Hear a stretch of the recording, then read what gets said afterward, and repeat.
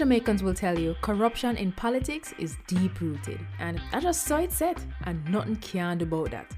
But actually, there is, and another 152 countries are doing it. It's called asset declaration, and it works best where citizens themselves understand it and help to ensure the law is enforced. Corruption happens when public officials abuse their power to benefit themselves, family, or associates. Jamaica's Integrity Commission Act was designed to prevent corruption, and here are 5 things you should know. 1. Under this law, every year MPs and senators must report what they earn, own, and owe, and if they don't, they'll be sanctioned. 2. Their report must include the same kind of information for their wife or husband and children. 3. If they get a gift worth more than $100,000 from anyone who's not family, they must declare it. 4. A summary of the declarations of our Prime Minister and opposition leader must be published where the public can read it. 5.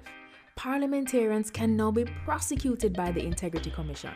They can be fined up to $2 million or serve up to 2 years in prison if they don't file their declaration or if they give false information, and $500,000 for not filing on time or ignoring requests for information.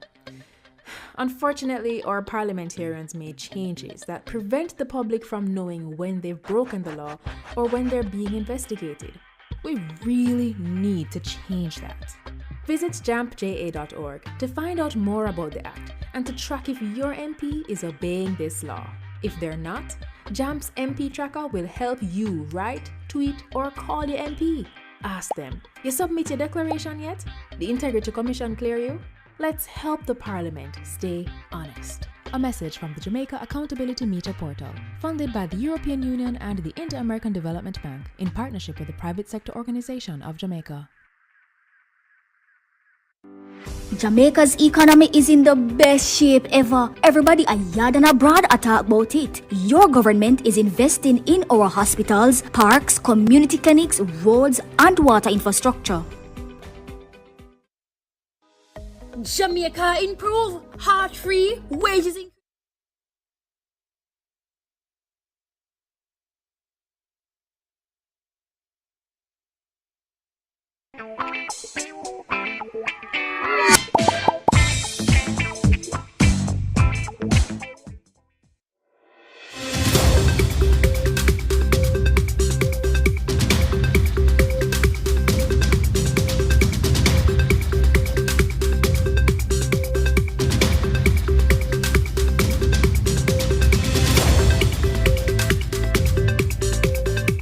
The Permanent Secretary in the Ministry of Education, Skills, Youth and Information. We also have Jennifer Griffith, the Permanent Secretary in the Ministry of Tourism. And we also have with us Mrs. Terry Ann Thomas Gale, Acting Chief Education Officer. There's several heads of tourism agencies here and other senior members of the Ministry of Education, members of the media, Jamaicans watching at home and abroad. Another beautiful Wednesday good morning to you all. Now, as always, I start with some good news stories. And they gave me 10 pages of good news stories, but I can't go through 10 pages, not when you have the Honorable Ed Bartlett here with us. But I will give you a few of them. And I saw his presentation yesterday in Parliament, and it was almost 50 pages. So there's a lot of good things happening in our country, lots going on in tourism. And I'll start, as I always do, with the murder statistics. Murders are down 44.2%. So every week it gets better and better. Jamaica is becoming safer every single day. And when we look at the numbers since the start of the year up to June 14, and this is the data up to June 14, which is not that far, so a few days ago, murders are down by 44.2%. Shootings are down by 32.5%. And overall major crimes are down by 18.8%. What it means is that in the same period, when we compare it to last year, 240 fewer Jamaicans have lost their lives to senseless violence. That's 240 people here who would not have been here but for the work of the JCF and the work of the administration. And so, as always, I put that first because that is a very important news story, and us getting safer and safer is important for us to celebrate as a country. The other item I'll highlight is the government's intensified fight against predial larceny with the launch of the Agricultural Protection Branch of the Jamaica Constabulary Force. And this new branch was officially launched on June 13. And the Minister of Agriculture, Fisheries and Mining, the Honorable Floyd Green, he welcomed the new branch, and he noted that this was a clear response to farmers' long-standing concerns about theft. So the APB, which is what we're calling it, will be structured around agricultural protection units spread across all of JCF's 5 area commands and covering 19 regions. And they're going to use intelligence-led policing, strategic patrols, community partnerships, and what I love, drone technology to improve detection, deterrence, and rapid response. They will also have motorbikes deployed to enhance mobility in rural, hard-to-reach areas. This is a big deal. Predial larceny is a big issue, and we are addressing it as we are addressing all the other elements of crime in Jamaica. And we should note that arrests for predial larceny rose by 78% in 2024. That means that work is already being done, and this new branch is going to enhance that work. The other one I will mention is the new forensic facility. And many of us remember the long wait for autopsies and us having to use private funeral homes in order to do them. Now we have a brand new forensic facility. It's called the Forensic Pathology Autopsy Suite at 149 Orange Street in downtown Kingston. It cost $680 million to construct, and this state-of-the-art facility will improve the timeliness and accuracy of post-mortem examinations. And of course, it will help to clear the backlog of cases that we have. The last one I will note before we bring up the esteemed Minister of Tourism is home ownership. It's a big issue on everybody's lips, and when you talk to young people especially, they tell you, I want to own a home. And so, effective June 16, 2025, that's 2 days ago, the National Housing Trust implemented the increased loan limits that were announced by the Prime Minister in his budget presentation 2 weeks early. So it should have come into effect in July, but it is now in effect 2 weeks early. And so, as you know, there are many different enhancement open market loans for an individual has moved up to $9 million. If it's 2 applicants, it's now $17 million. 3 co-applicants, $23 million. Also, they have increased build on own land loans, house lot loans, and there's also additional support for existing homeowners. And for those who want to fix up a house they already have, those limits have gone up. Also, coming July 1, the smart energy loan ceiling has increased, and that's a big one, from $1.5 million to $2.5 million. And you can use those to purchase solar panels, rainwater harvesting system, battery storage, and those interest rates are really low, 0 to 5%. And there's also expanded home grants for contributors with unfinished properties older than 2 years. And so we are doing our best to assist Jamaicans in home ownership or to fix up a house. And that is the last one I will do. I have so many more that are so exciting, but I'll have to stop there because this morning is especially special for me to have the Minister of Tourism here, the Honorable Ed Bartlett, who I will tell you is not just extraordinary in Jamaica, he is extraordinary all over the world. I remember going into a very far country and they asking me if I know Ed Bartlett. He is very well known around the world. He is seen as Mr. Tourism, not just for us, but for others. He's an innovator in tourism. He has created the term tourism resilience. He is the leader in that. And the world has come around to understand that that is important. And even more important for me, and especially for young ministers, he is someone who supports us nonstop. He is always there giving advice, and he doesn't have to, but he takes the time to mentor us. And I have had to rely on him quite a bit, and I am extremely grateful for it. And so when you see someone who's as esteemed as him but still finds the time to mentor young people, you know it's a special person.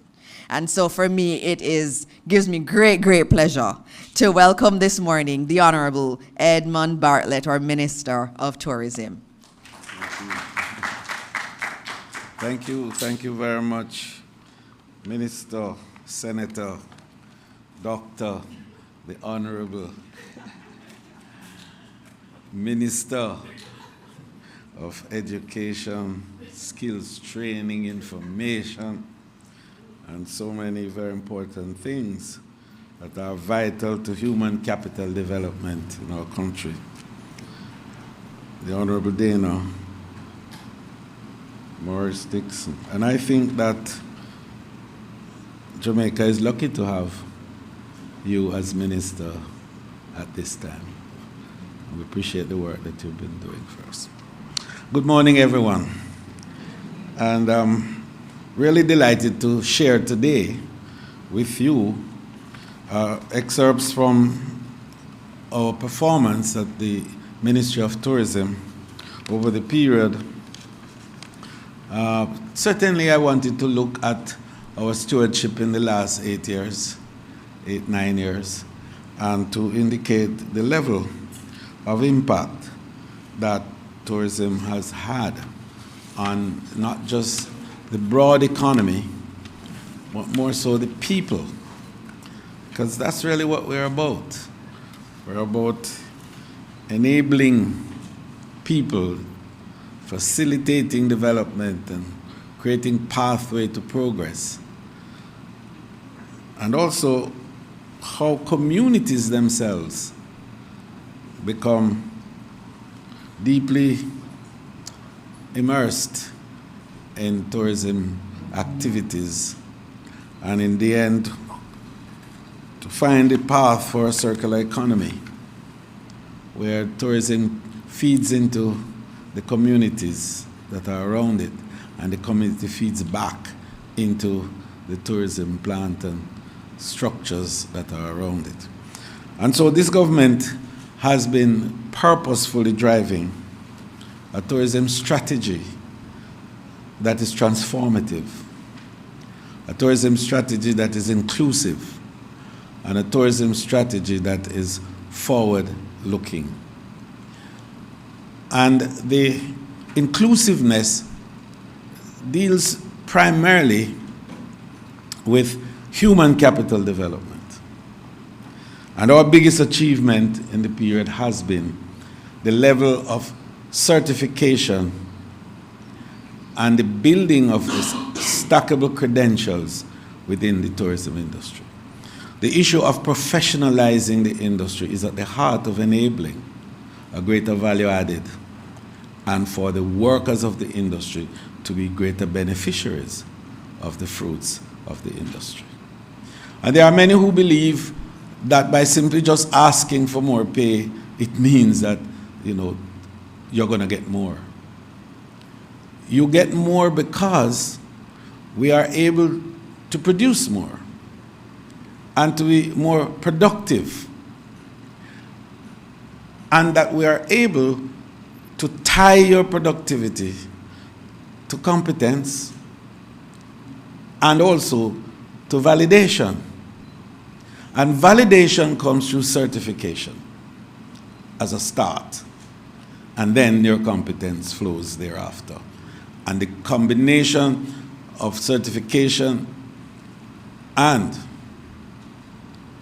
that enables you competence and certification enables you to reach the skies. It does two things for you. One, it gives you the options for mobility within your organization. And secondly, it gives you other options for portability, to be able to leave and go anywhere you want to go, anywhere in the world, and to practice your art. And that's what the government of Jamaica has been doing with the tourism sector over the period. And I established the Jamaica Center for Tourism Innovation.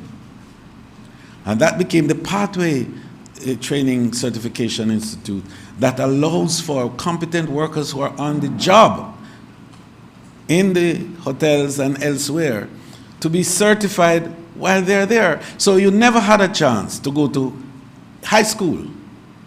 You never had a chance to go to university. You never had a chance to go to a community college.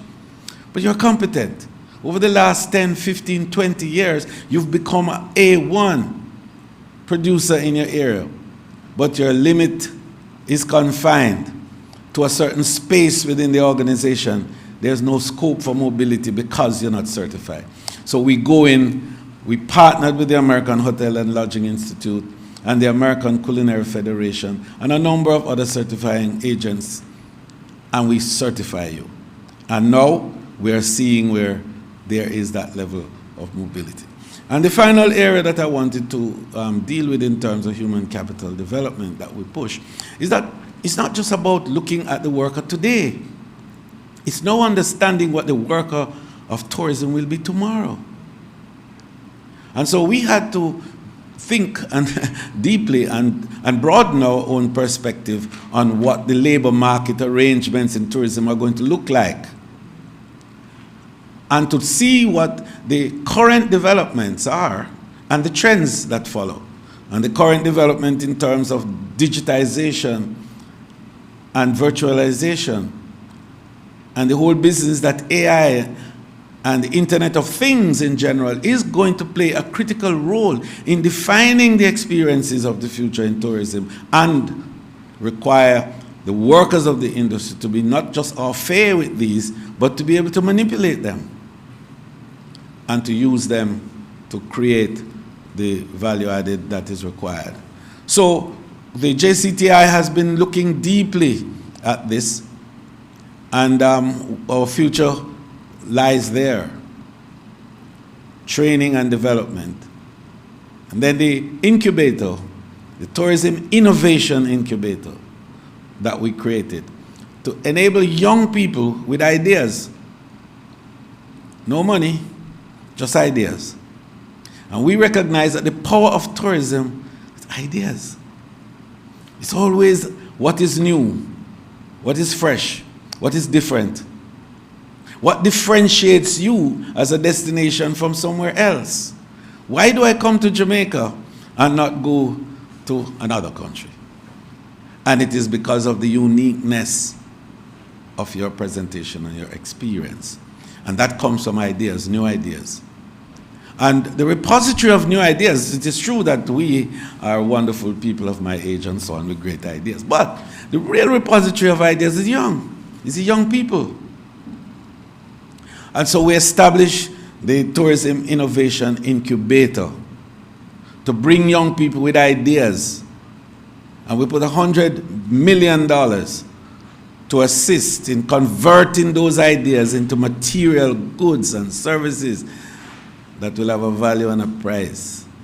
And then we try to match these new ideas and skills with existing operators. And those that can't be matched with them, we provide startup arrangements for. So you can start your own business. And we're very proud of the outcomes of that so far. And it is going to go further.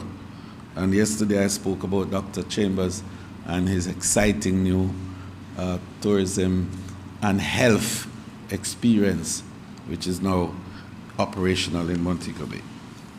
So we think that the young people in the high schools, and I'm very happy that Minister Dana's team are here, because the Ministry of Education has been a key partner with tourism to roll out these critical human capital development projects. And the high schools have been another incubator.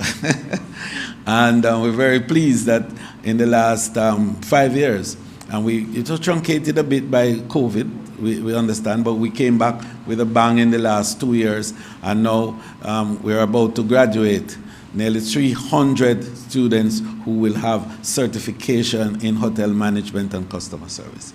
So what we're creating now is an entry level into tourism from our feeder institutions, the high school,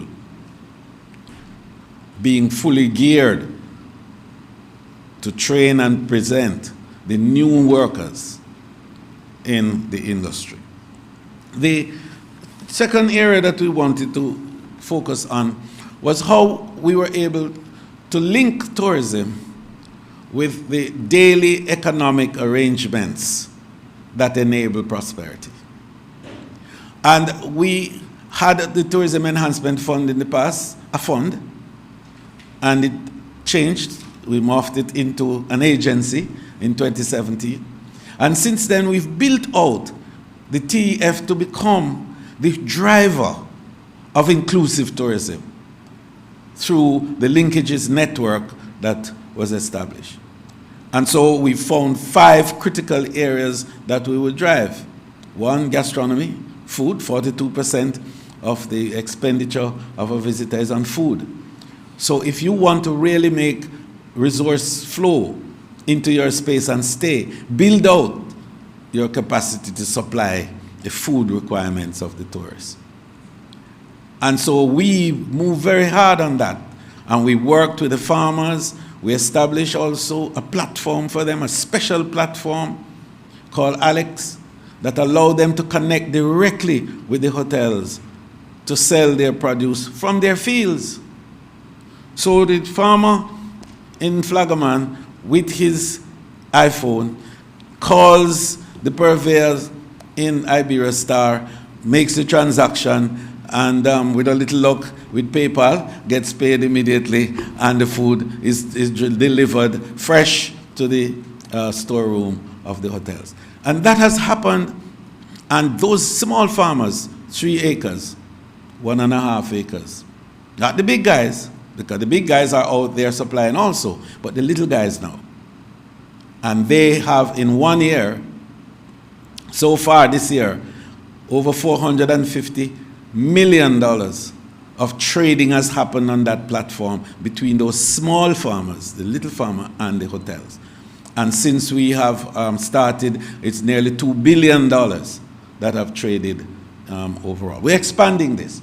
And we are now going to plant out 2,000 lime trees, because lime is a big item of demand in tourism. And not available, we have to be importing lime. So 2,000 trees are now being planted. Strawberry was a big issue. And we used to import heavily strawberry. Now strawberry is supplied to the tourists by Jamaicans. Last night I was with one of our big strawberry producers who is a beneficiary of the Tourism Enhancement Program. He gave me a nice basket. We are now supplying these things. So what we want to do is to scale up these operations.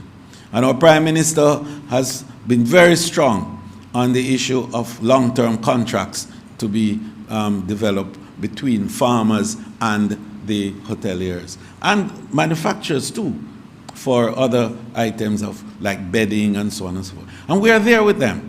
And I had the discussions with the partners, and they have agreed that they will do these long-term contracts. So we're saying that the new thrust in the next round is going to be an all-out assault on the supply side of tourism. The wealth of tourism is in the supply side. And if we can supply the food that is required, and that's the first item, then we have health and wellness. It's another big area.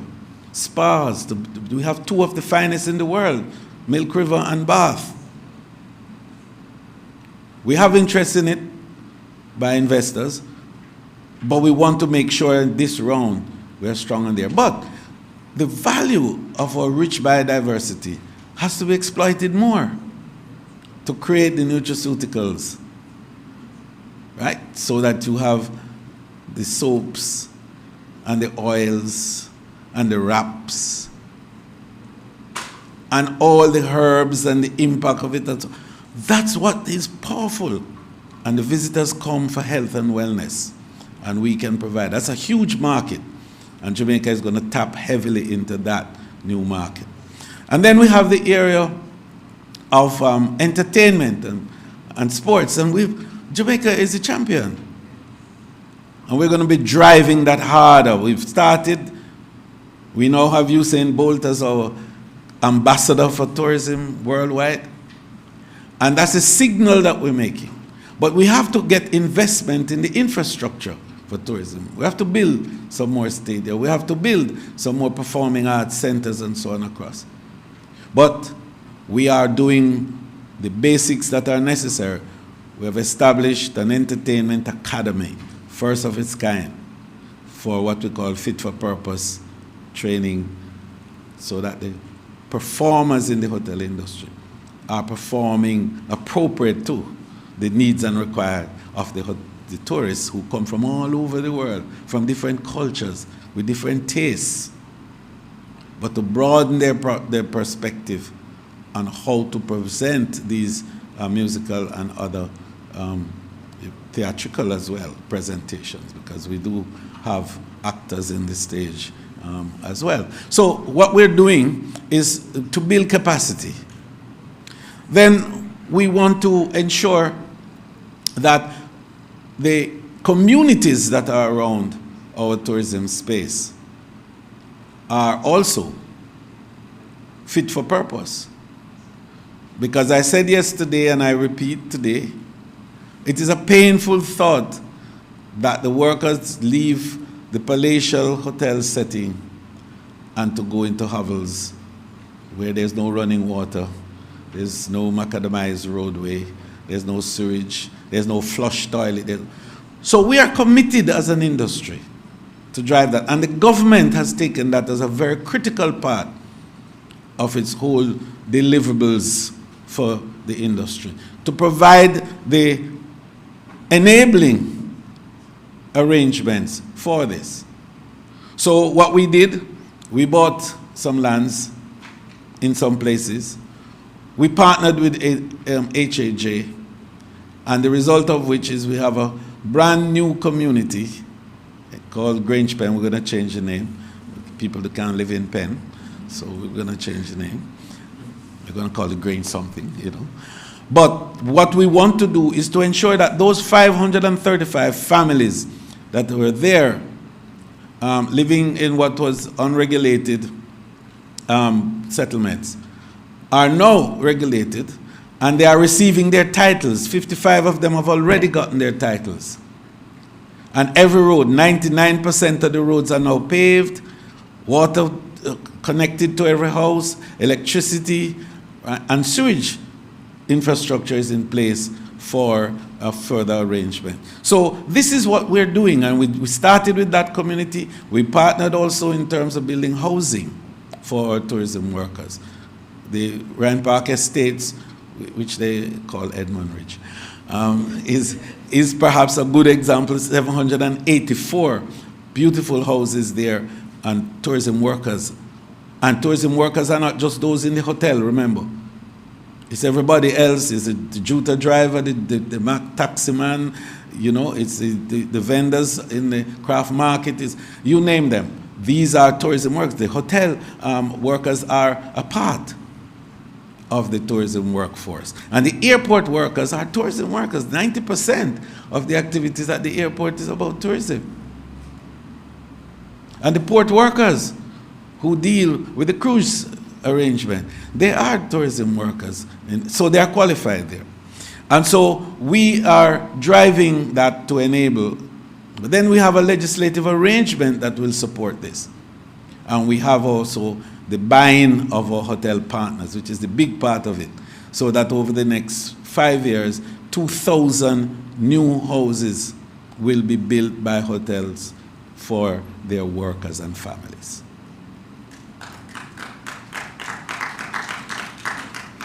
We're going further than that, because we believe that the future of tourism is embedded in the people. And so every act that we take must bring Jamaicans first. And so we have established a new mantra for the next round: Jamaica first.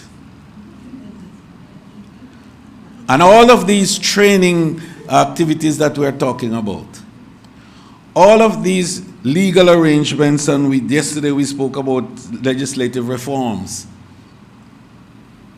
that we are revising the tourism, the JTB Act, that we are looking at a whole slew of strategic policy framework adjustments to respond to the changes that are taking place in the global space, to respond also to the cognitive systems that are now going to influence and determine what tourism is going to look like. And there are no laws now that are supporting the new dynamics of digitization in tourism. When changes in business models occur, like Airbnb and the whole business of the sharing economy overall, there has to be a legislative adjustment to respond to that. And so that's part of the review that we are doing at this time. So what we're trying to enable is a new tourism, and for the workers, for the communities, and for the investors to all have an opportunity to thrive and to grow. So the theme for this year is that we want to thrive in 25. Yeah. Now, the final area that I wanted to touch on with you has to do with our proposed expansion. In fact, there are two areas, not just one in the final discussion, two areas. One is the whole area of expanding the tourism social safety net.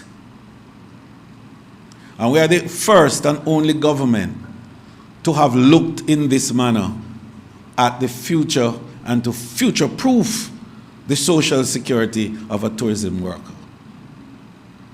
The pension plan, the comprehensive tourism pension plan, which is a world-class, in fact, a first in the world. Jamaica has led the world in this. We are the only tourism country in the Americas to have a comprehensive pension plan for every category of worker in the industry. And Prime Minister Andrew Holness gave $1 billion through finance and TEF to seed this fund. So the fund began with 1 billion Jamaican dollars. And the purpose of that billion was to enable workers who were 59 years old at the time when they applied and would only have 6 years more of active working life before they are pensionable, to allow them to get the same pension of $225,000 that we had designated as if they had started with the policy when they were 18 years old. So to date, in 2 years since the pension has been established, over 10,000 applications, and we have saved $4.3 billion in the fund. Now, the potential of this fund is enormous. And not only will it be providing the social safety net for the worker because of the level of accretion that is there. It is now accreting at 100 million per month. And as the membership increases, the level of accretion will also rise. So we see this as being potentially the largest pool of capital that will be in the economy available for development. It was going to be the largest pool of affordable funds. Some people say cheap funds, but we don't say cheap funds. We say affordable funds. And what that represents is what we call domestic savings. And the power of growth within an economy, it's its ability to convert domestic saving into investments. And so when you use that local fund for investment, you're saving leakages now. You're tapping leakage of your dollar. So you don't have to pay to any external force for the debt that you incur here, because it's to your own self. So you're paying back yourself. So all that dollar that you would pay out stays right here in the country and builds you and accretes your GDP and enables growth. So the tourism contribution in this regard is more than just a social safety net for the worker, but it is part of a global arrangement for economic growth and development of the country. The final area in it now has to do with investment potential. We're at a point where the ratio of visitors to your local is 1-to-1. And that is an inflection point that you've reached. And so we're going to pivot. We're going to pivot now from the heavy reliance on the all-inclusives that we've had in the past to luxury tourism. And already we have 6 mega developments that are coming on stream or already on stream that is going to respond fully to that pivot. And we have the Pinnacle development in Montego Bay, which is seen as part of the Little Dubai that you're creating, 4 luxury towers at a high end. We have an investment to break ground for in Paradise in Savlamar. That's a mega with a brand that is top class brand. We have Bahia Principe that's going to be expanding with Hyatt to create another luxury element of nearly 350 units, just luxury, in addition to their other 1,000 units, yes, that are going to be for mixed purposes. Then we have Palladium, that's going to have 900 luxury rooms. Then we have the expansion of Unicorn to bring Hard Rock and another high-end facility. And then Moon Palace is going to create a 33-story facility with luxury, and also to build out the concept that I spoke about earlier of the circular economy. So we want to create a new township in Rose Hall around that. Now, of those 6, and Harmony Cove, yes, and Harmony Cove. So that's the 6. And that will change the game for us. Jamaica now enjoys a good ADR, no question about that. But with this pivot, it will expand even more. But it's going to require some new skill sets too. Because at that end of luxury, it requires a new type of skill sets to deal with. Casino gaming is coming in November of this year. And that will also be expanded. We will end up with about 4 casino facilities embedded in the IRDs, that is the Integrated Resort Development concept. Jamaica is ready to take off, to drive new areas of growth, to enable economic prosperity to reach the average man. And tourism is the vehicle, and we have to do it. And we will do it because we choose Jamaica. Thank you.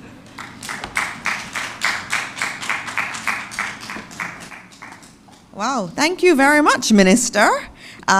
We are going to open up for questions, but I should note that we do have some individuals from the Ministry of Education who are here who will present on some of the literacy initiatives that we have. There was a question last week that came from one of our favorite reporters on that area, and so we're going to be talking about that afterwards. So Naomi, let's start with the questions for Minister Bartlett. Good morning, ministers, and I hope you're having a wonderful Wednesday morning. Just a quick one, or tourism ambassador, global tourism ambassador, the Honorable Usain Bolt was this morning named the Guinness World Records icon. So congratulations to him. Yes, Minister. very I think good. A question.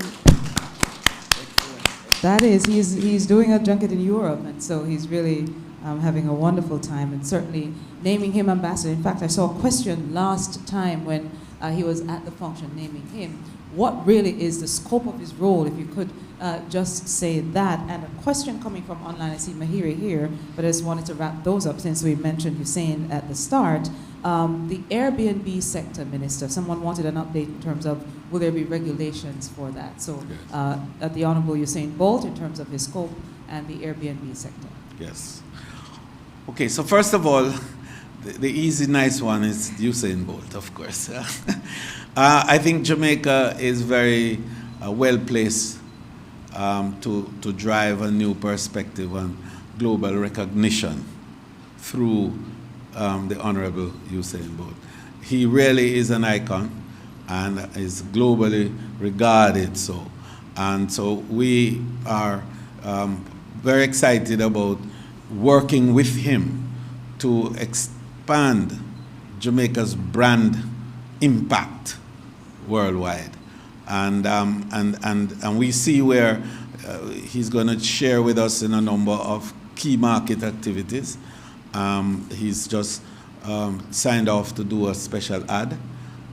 I was able to look at the mock-up, if you call it that, for it in New York a couple of days ago. So shortly we'll see him in an ad promoting Jamaica's tourism. So we're working with him in a way that fits into his program too, and to give him space to become other symbols across the world. I see also that Serbia is using his image and so on for the Expo 27. And that's exciting, that's good. So in other words, anywhere that he's inserted adds value to Destination Jamaica. And we're excited about that. The issue of the sharing economy, and people colloquially say Airbnb to describe what is the sharing economy. And perhaps it's right, it's just like Uber, to deal with that element of it. But what the sharing economy is a dynamic business form that has emerged in tourism, that has sought to democratize the accommodation subsector. And it flow a lot into the new technological changes as well. And so we have to look at how to enable destination assurance to be guaranteed to all the users of the Airbnb facilities, say, for example. And so what we're looking at is to enable a participation by all in this process of securing Jamaica as a safe, secure, and seamless destination. And so we have to participate. Everyone has to participate in it. And Airbnb is prepared to. We had discussions with them already. As a matter of fact, I just want to boast a little bit, if you allow me to. Because I am their poster boy.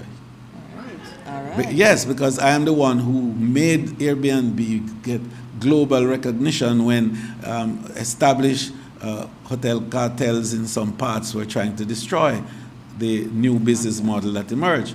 At the time, I was chair of the Global Tourism UN Executive Council for affiliates. And so I had the responsibility of determining whether or not Airbnb was accepted. And I fought hard and told them as chairman, we are a private sector at the time I was. Because that was during the interregnum, when I was on sabbatical for 4 years. Remember that time? Yes. So I used the position to indicate that we are private sector and we are about innovation. And why are you stopping innovation? And so since then, they have looked at me differently. And Jamaica was the first place that they actually came.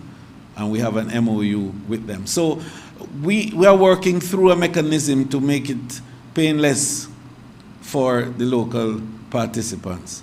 But the participation must be there because we have to secure the integrity of the destination.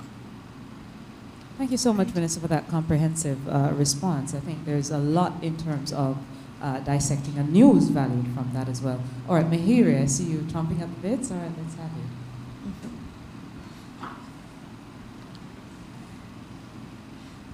Morning, everybody. Good morning. Mahiri Stewart, Nationwide News here. Minister, in light of the fact that general elections are looming, if you were to evaluate your own performance, would you say you've done enough as both minister and MP to help your administration secure another term in office? Absolutely. Without equivocation or fear of contradiction. Nice. Yes. An unqualified yes. All right. That's a very simple answer. Very All right, straightforward. Well, since I have both of you, I guess my next question would be, in light of Monday's squall winds we saw bring some damage to certain areas of the country, how prepared are your sectors for the upcoming hurricane season? Oh, very good question. You heard the minister said earlier that perhaps we coined the term tourism resilience. Resilience is at the heart of the capacity to respond to disruptions such as you mentioned. And one ministry that is prepared is our tourism ministry here in Jamaica. And we have a complete area that is designed between TPDCO and the administration itself. We have our own, I hate to use the word disaster because in tourism we don't say disaster. We have events, not disasters, right? So, but it is called the Disaster Risk Management Division. And we work through with our partners, fine-tuning all the steps to be taken to deal with, weather events, such as what you mentioned, seismic events, like earthquakes and so on. And since COVID, we have had to focus a lot more on health events as well.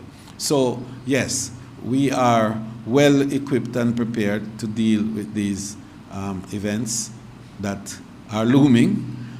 We can't tell you that we'll be able to resolve all the problems when they come, but we certainly will be prepared to deal with them as best as possible.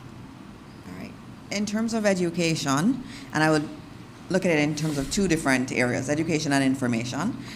So in terms of education, the Ministry of Education has done quite a bit of work to make us ready. And if you think about it, the Ministry of Education has oversight for 1,000 public education institutions. And a lot of those, more than 700 of them, are designated shelters.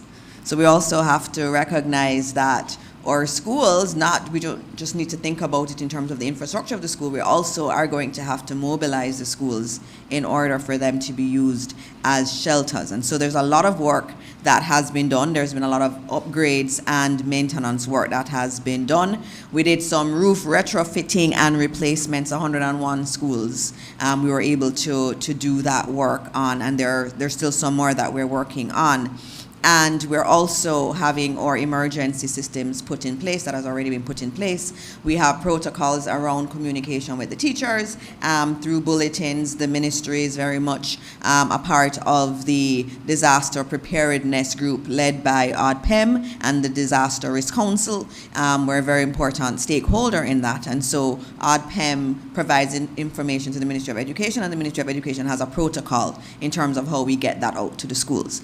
And the schools have already been notified of the protocols that are in place in terms of closing schools if that is necessary, and so on. And so I think we are ready, and I think the last Hurricane Beryl showed that we understand how to do things, and we also know how to recover after a hurricane, which is the key thing, being able to build in some resilience in it and also be able to recover quickly. So I think we're in good stead, but we are obviously praying that there is no hurricane that comes, but if it does come, we do have protocols in place.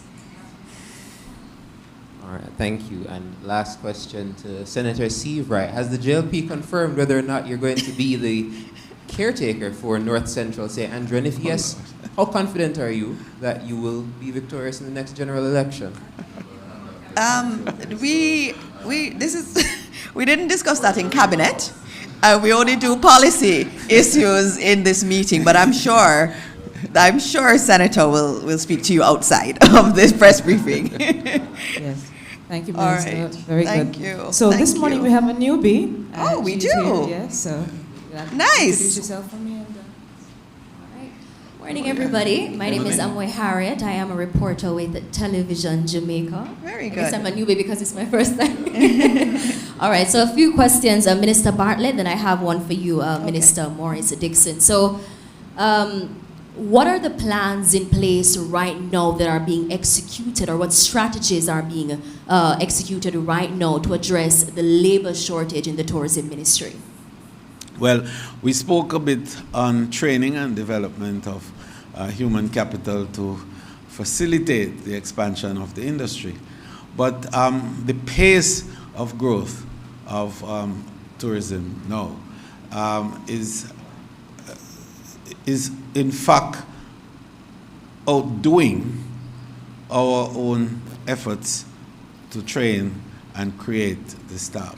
So we have to look to see how we can pull from the areas now, for example, that the unemployment numbers are low, but within the areas of people who have capacity to work but not seeking work, we're going to have to go there to see how we can draw from that group also to add to it. But broadening the perspective on the issues of what I call portability. We do have a lot of Jamaicans elsewhere who we can pull back home. And then we have to look at what I call immigration enrichment as part of a strategy to enable the sufficiency of workers that are going to be required for the huge expansion that is taking place. All right, Minister. So, according to TripAdvisor, last year, the Dominican Republic was the most visited country in the Caribbean, and the exact figure that they gave was 8.5 million visitors, and then Jamaica followed with 2.9. How do you respond to concerns that the DR is threatening what the Jamaican government is trying to achieve in terms of tourism? Oh, well, the DR is 5 times the size of Jamaica to begin with. They have 175,000 rooms. We have 32. They are far advanced in terms of building out the supply side of their industry. We are getting there. What we have, however, is a unique product, a unique offering. We have a very, what I say, undeniable customer value proposition. And that's what makes Jamaica grow. Our ratio of visitor to population, I just mentioned to you, right? Domrep has 11 million people, and they have 8 million visitors. So you see, they're still not where you are from a point of view of the ratio. So we're not deterred by the activities there. In fact, it enhances ours, because we do share a lot. The whole air connectivity arrangement that came to being a few months ago has enabled now Jamaica to connect easily with Domrep, and we're beginning to see the benefit of a two-way flow. And then Domrep, as a center, provides air connectivity through other airline activities from Europe. And so a lot of the charters and so on that come to Jamaica, some of them come through Domrep to Jamaica. So we have also signed an MOU for multi-destination tourism. So we're working as a family, because if one grows, the other can. And the difference between the two of us also is one beautiful thing called language. Jamaica, we are the 3rd largest English-speaking country in the Americas. Yes. Canada, US, and Jamaica. And so we are seen as a bridgehead to the most lucrative market in the world, the USA. And so we have our space. We're going to fill it. We're going to do well. We're going to continue to grow. And And we will get to that 8 million, as the PM said, in due course. So, that's Minister Morris, is it? All right, I'm going to have to hold that question, Minister. I'll come grab you. All right, so but there's one little thing that I said. The rate of return is better in Jamaica than they are. And I think that's the big item that we need to take away, that the rate of return is better. In other words, with the 2.9 stopover and 1.5 cruise, we are making 4.3 billion. And with their 8, they are making just a little over 9 billion. So you see? Okay, good. Very good. So on the note of growth, Minister Bartlett, there have been quite a few developments over the years in the tourism sector. And of course, stakeholders in the sector are quite excited, but, it cannot be ignored, the environmental concerns, because just recently we had some residents in Flankers, St. James, who were protesting against the bungalows, the water bungalows that were proposed. What are your thoughts on this? Right. So the symbiotic relationship between development and the environment cannot be denied. And tourism is very, very concerned about this because the environment is the product. And we have no product if we have a degraded environment. So we are concerned that in all the development plans, there's harmony, and that we make sure that there's regenerative activity that is involved in our program. So if you remove something here, you put it back over there. If you go into the ocean, say, for example, and remove seaweeds in order to put a bungalow, you plant it somewhere else. So we are making sure that the sustainability of our environment is intact at all times, because we have no tourism if there's no environment. All right, thank you, Minister. My final question to Minister Morris Dixon. How do you respond to concerns that there aren't enough schools in Jamaica for children with disabilities? Just recently, coming out of Portland, we have parents who have their students in an early childhood institution, for kids with special needs.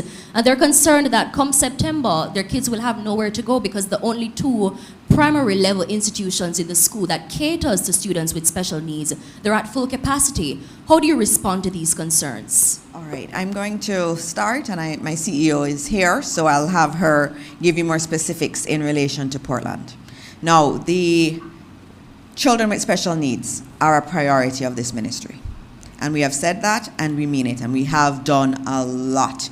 Is there more to do? Yes, we do have more to do, but we've done a lot so far. If we look at policy generally, we have a special needs policy. There are not many countries in the world with a special needs policy. That indicates how important it is for us to take care of our children with special needs.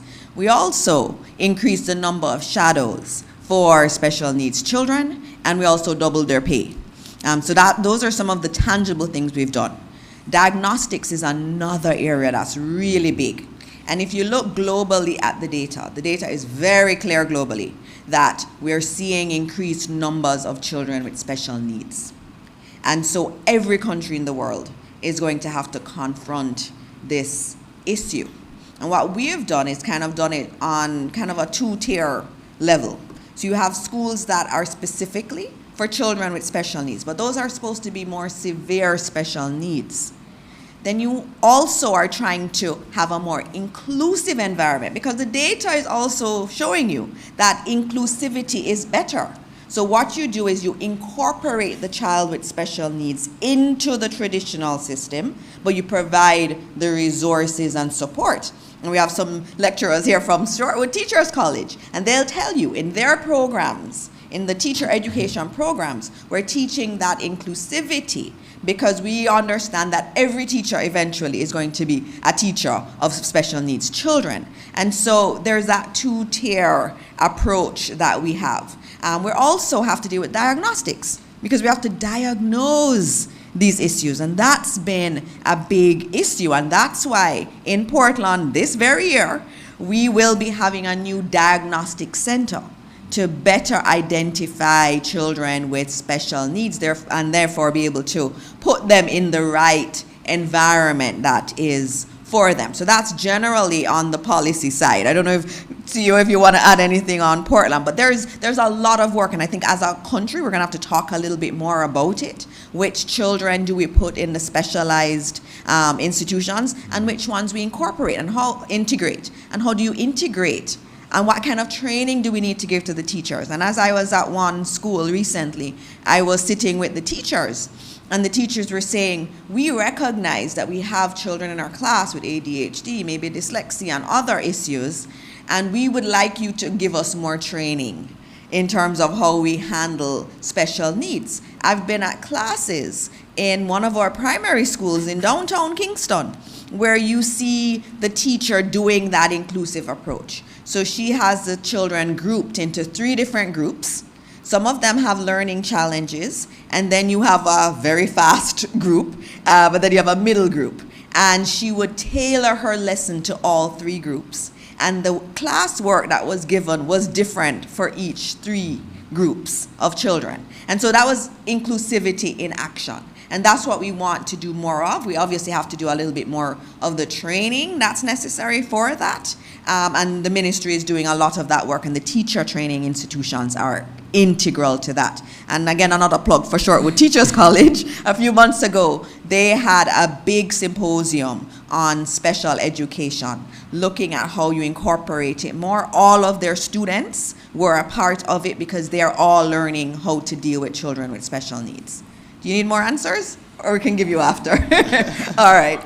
Okay. All righty. Well, Minister, thank you so much. Comprehensive answer. And Amoy, thank you for attending. Amoy, we should note, Amoy is a Prime Minister Youth Awardee nominee. So, congratulations to her. And it's good to see you here at Post Cabinet Press Briefing. Come again anytime. Yes. And as I always say, any question that's asked by the media, we answer it here. We're very open as an administration. So please note that. Come again. Well, all Minister, right. Amoy's question is a great segue to what everybody in Jamaica is asking this week. When is PEP coming out? All right, thank you. All right. Minister Bartlett, I'm sure you'd love to know this. Yes. All right, so today is grade 4 PEP. Tomorrow is also grade 4 PEP, so I'll start with that, and I wish all of our students the best. Said a special prayer for them this morning, but I know they can do it. They've been well prepared for it. PEP results, PEP 6 results, will be distributed this Friday. 2 days from now. We will start by opening up the portal to the schools at 11 a.m. and then we will open it up to parents at 1 p.m. Now, I have a message to parents. Only 10,000 parents of the 30-odd thousand children have registered on the portal to see their children's grades. Where are the other 20-something thousand parents? Where are you? In order for you to get your child's grade, you need to use the SMS, and SMS has been sent to you. Please use the SMS. It gives you the information on registering on the system, because every single year the system goes down. Why does it go down? Because parents are trying to register all at the same time and also trying to access at the same time. Let us do that today. Let's do that tomorrow. Let us register to get the results. And so on Friday, I expect to see some very happy children and parents across Jamaica. The wait is over. And I have my annual PEP Award. And it's an epic one. For July, yes. So, looking forward to it.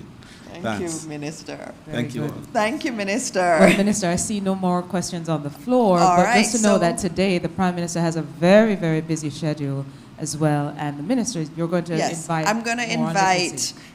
We have to just do something very quick because there was a question from the media, and there's been a lot of requests for information on literacy, and so we're going to do this very quickly. And with us today, we have Dr. Novlet McLean Francis, who is Senior Education Officer in the Curriculum Unit in the Ministry of Education. We also, as I said, we had some lecturers in our teacher training institutions from MICO and Shortwood Teachers College. We have Desmond Bonner Edwards, Kay Williams Pinnock, and Alicia Gonzalez Morgan. Can you all stand, please, so that we can recognize? These are lecturers in our teacher training institutions, we're doing a lot of work on literacy.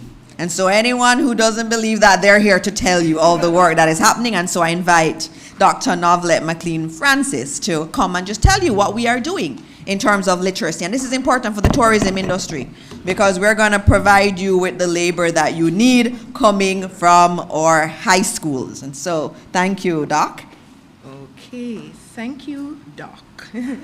All right, I would like to acknowledge very quickly the chair of this session, the Honorable Dana Morris Dixon, Minister of Education in the Ministry of Education Skills, Youth and Information, the Honorable Edmund Bartlett, Minister of Tourism, and his technical team, including Senator Delano Seavright, Minister of State, and his permanent secretary, Ms. Jennifer Griffiths. I would also like to acknowledge my permanent secretary, Captain Dr. Kassan Troop, and her technical team. I would also like to acknowledge my CU acting, Mrs. Terry Ann Thomas Gale, and my DCU, Curriculum and Support Services, Mrs. Winnie Berry, who is here with us today, and of course our partners from the teachers' colleges who are early reading trainers in this intervention that I have. I'm so happy that they're with me today. Members of the media, other distinguished ladies and gentlemen, good morning. So I would like to share with you today that the ministry has embarked upon a general and national reading initiative. And I would just like to state for the record that the ministry is completely committed to improving literacy.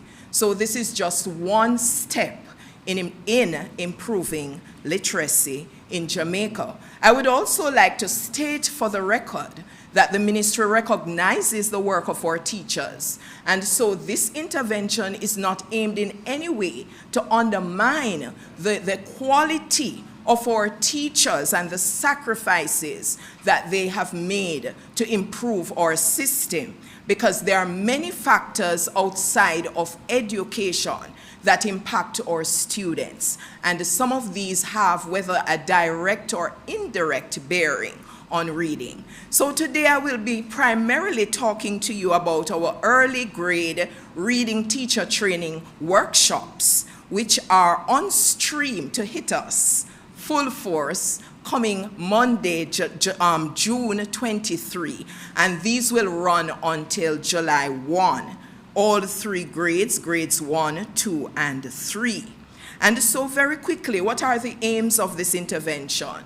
So for the early reading, our aim as a ministry is to support or to retool our teachers, not to teach them reading. They have been to college, they have been to university. So essentially we are retooling them in effectively implementing the reading program in our national standards curriculum. So this is not a new thing. Our curriculum has been around. It was in the schools from 2016 and officially put in the system in 2018, printed versions, online versions. Also to explore what we call an integrated reading framework to make it more explicit. It was always there, but sort of implicit. And so in this intervention, we hope to make this reading framework explicit with its attendant approaches and strategies that will be promoted via our early reading training.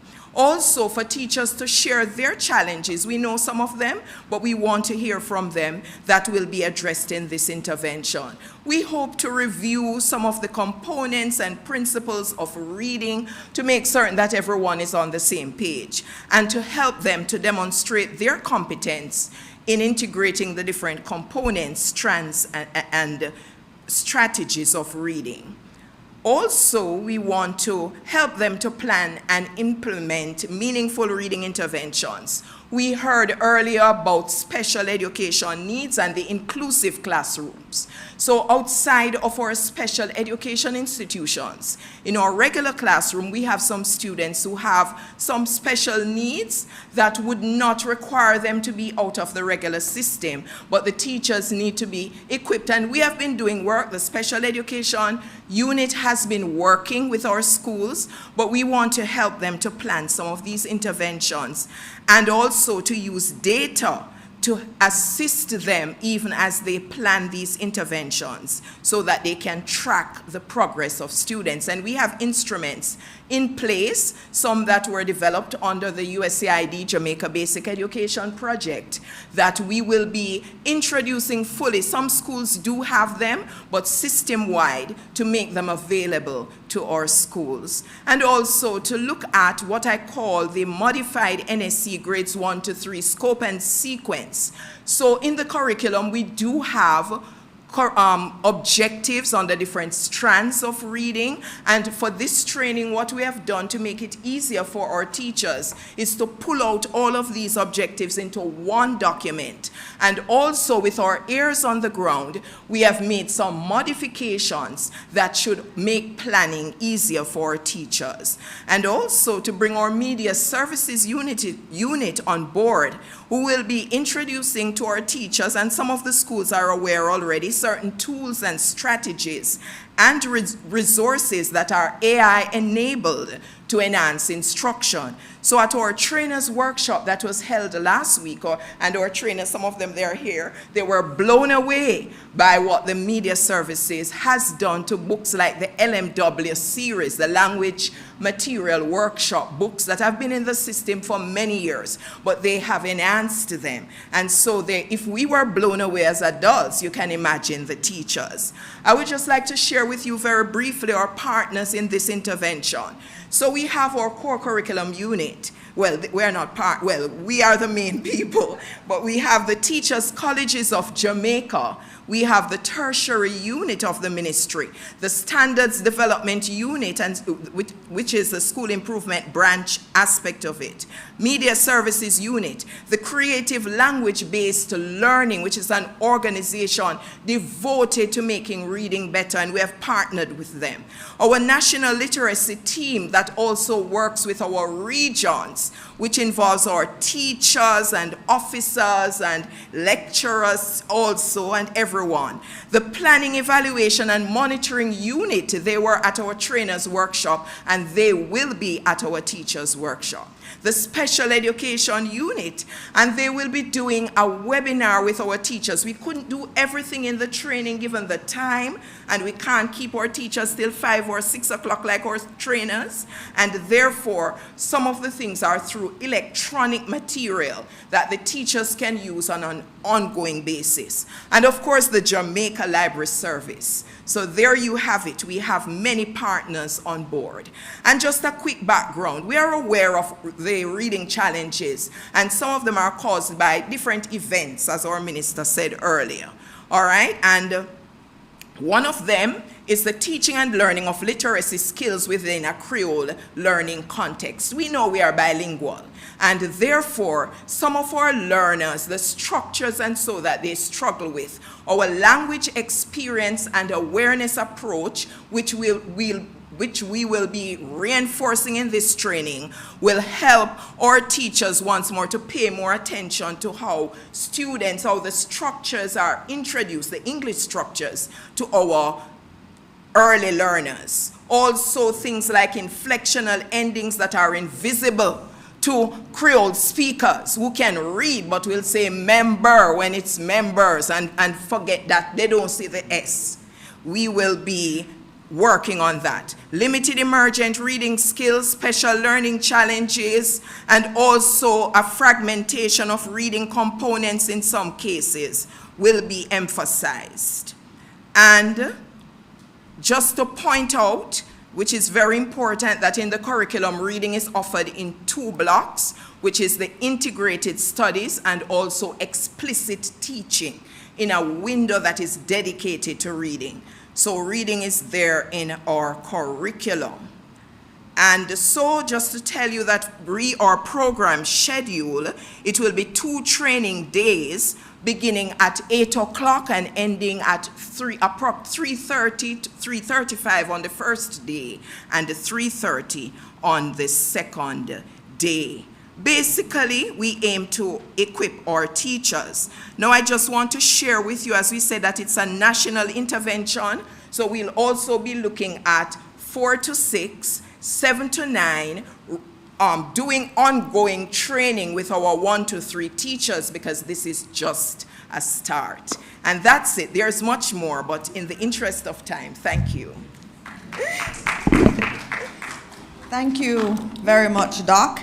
And so we have said that we were going to be timetabling reading for grade 1 to 3. That is happening in September. And that is why all this training is happening. We don't say we're going to do things and then we don't put the infrastructure and the plans in place. And that is what we're explaining in terms of the training that is happening. And also we already have the NSLIP approach, which I've spoken about before, where we've identified all of the schools that are not performing at the level we would like. And the ministry is currently doing interventions in those schools. And a lot of the interventions are around literacy. And as I have said before, our goal is to ensure that no child leaves primary school not able to read. And that is what we are aiming for, all of the system. And so, Doc, I thank you for sharing with us what is happening there. Naomi, I think I'm going to close out.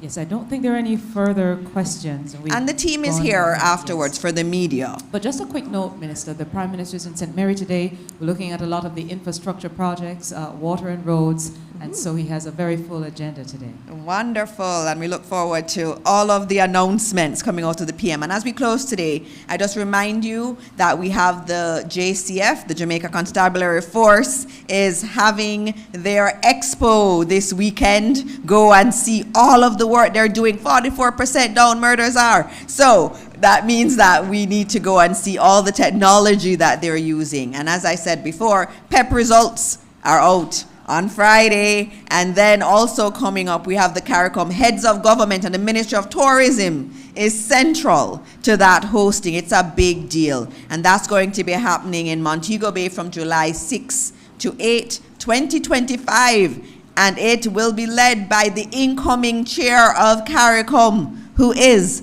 our Prime Minister, Dr. the Most Honorable Andrew Holness. And so we look forward to that. That's going to be a big deal. All of CARICOM, all of the Caribbean will be here in Jamaica, in Montego Bay. And so as we close off, I again tell you thank you for being with us this Wednesday morning. We're always here to listen to the media, answer the questions from the media, no matter how hard they are. And we look forward to continuing that work with the media. And as always, God bless Jamaica, land we love. And of course, we thank you for continuing to choose Jamaica. Thank you.